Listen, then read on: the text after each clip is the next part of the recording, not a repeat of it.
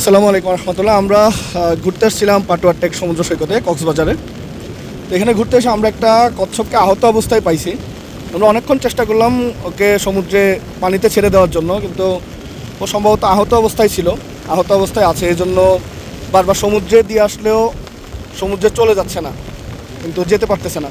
তো এই জন্য আমরা ওকে রেস্কিউ করার চেষ্টা করতেছিলাম। রেস্কিউ করার জন্য আমরা কোস্টগার্ড এবং এখানে যারা রেস্কিউ টিম আছে ওনাদেরকে কল করছি। তো এখন ওনারা আসতেছে, ওনারা আমাদেরকে কল দিয়েছিল যে আপনারা দেখতে পাচ্ছেন যে ওনারা আসতেছে।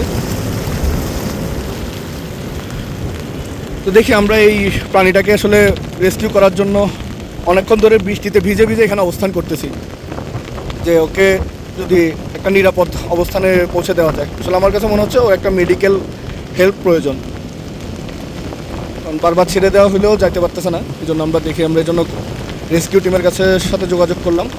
যোগাযোগ করে দেখি ওকে রেস্কিউ করা যায় কিনা।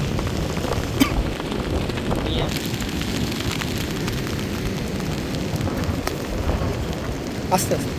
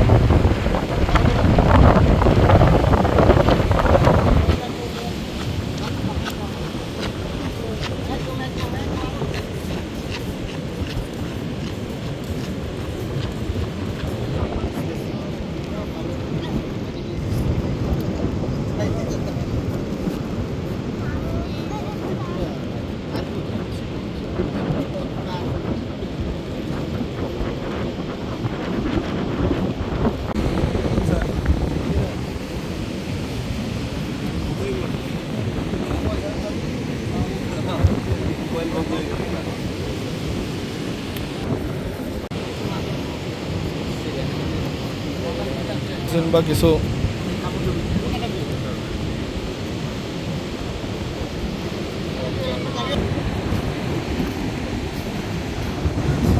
যা আমরা কোস্টগার্ড এবং ফরেস্ট অফিসারদের কল দিয়েছিলাম, ওনারা আসছে। আসার পরে ওনারা এটাকে সমুদ্রে ছেড়ে দিতে নিয়ে যাচ্ছে।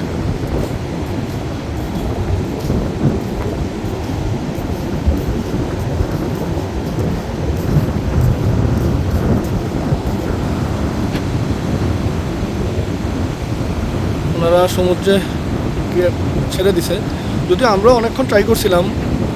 আর ও আসলে ভাসতে পারতেছে না, সাঁতার কাটতে পারতেছে না, এই জন্য আবার এদিকে চলে আসে। ওনারা ট্রাই করতেছে, দেখি এটা যায় কিনা। গেলে তো ভালোই, আসলে তীরে চলে আসলে ওর জীবন সংকটে পড়ে যাবে। আমরা অনেকক্ষণ চেষ্টা করার পরে ফরেস্ট অফিসারদের সহযোগিতায় ওকে সমুদ্রে ভাসাইয়া দিছি। দেখি ও যদি আল্লাহ যদি ওকে সুস্থতা দান করে, এটা দোয়া থাকলো। মাঝ সমুদ্রে চলে যাওয়াতে ও হয়তো বা গভীর সমুদ্রে চলে যাবে, এতে করে হয়তো বা ওর জীবনটা আল্লাহ বাঁচিয়ে দিবেন। তার জন্য শুভকামনা রইল। অনেকক্ষণ সময় চেষ্টা করার পরে আমরা সক্ষম হলাম। এখানে ফরেস্ট অফিসাররা সহ আরও অন্যান্য ওনারা আসছে, ওনারা এটাকে এখন অবমুক্ত করে দিয়েছে আলহামদুলিল্লাহ।